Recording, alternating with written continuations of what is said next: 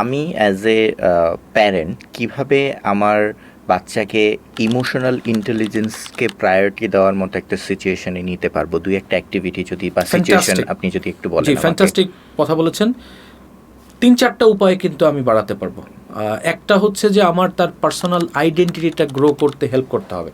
যেমন আপনি আপনার নিজের মত চাপায় দিবেন না। বাচ্চাদেরকে আমরা দেখছি ছোটবেলা থেকে বাবা মা কি করে, এই ড্রেসটাই পরতে হবে। ওকে, ও যদি পড়তে না চায় ওকে জোর করি, ও কিন্তু পরের বার থেকে আর কোনো প্রতিবাদ করে না। কিন্তু প্রথম থেকে আমাকে চয়েস দিতে হবে যে বাবা তুমি দেখো তো এই ওয়ার্ড্রোব কোনটা পড়বা। এটা 1 নম্বর, তার সেলফ আইডেন্টিটি তৈরি করতে হবে, নাম্বার 1।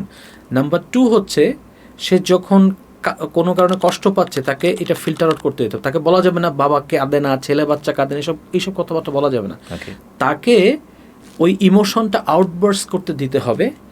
দেওয়ার পরে তাকে বোঝাতে হবে যে তুমি যে আউটবার্স করছো ফাইন, বাট আমি তোমার বাবা মা, আমি এটাকে অ্যাকসেপ্ট করছি।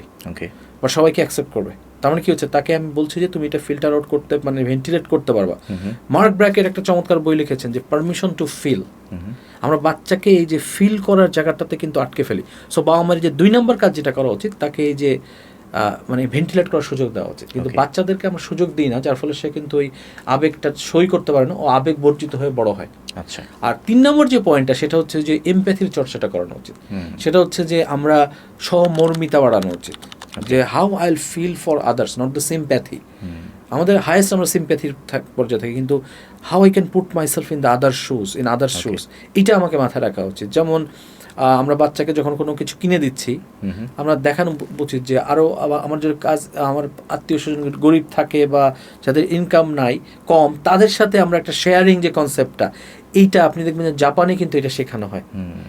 এবং আরেকটা যেটা আমি বলবো সেটা হচ্ছে যে how do you take the failure. এই ফেলিয়ারটাকে আপনি কীভাবে, এইটা ওই রেজিলিয়েন্সটা ওদেরকে শেখাতে হবে যে ফেল মানে আমি যে ফেল করে ফেললাম, it is part of success, এটা বোঝাতে হবে। এবং বোঝাতে হবে যে প্রত্যেকটা মানুষ স্ট্রাগলের মধ্য দিবে এবং নিজে নিজে গড়ে, মানে ভেঙে ভেঙে আস্তে আস্তে গড়ে ওঠে। এই ফেলিয়রটাকে অ্যাবজর্ব করার যে ক্যাপাসিটি, এটা বাড়াতে হবে।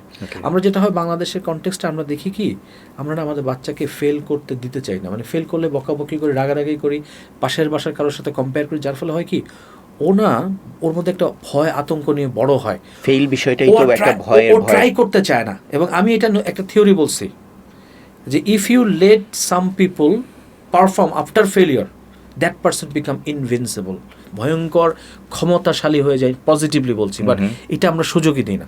তো এই 4টা স্টেপ ফলো করে আমাদের বাবা মারা তার বাচ্চার ইমোশনাল ইন্টেলিজেন্সটাকে গ্রো করতে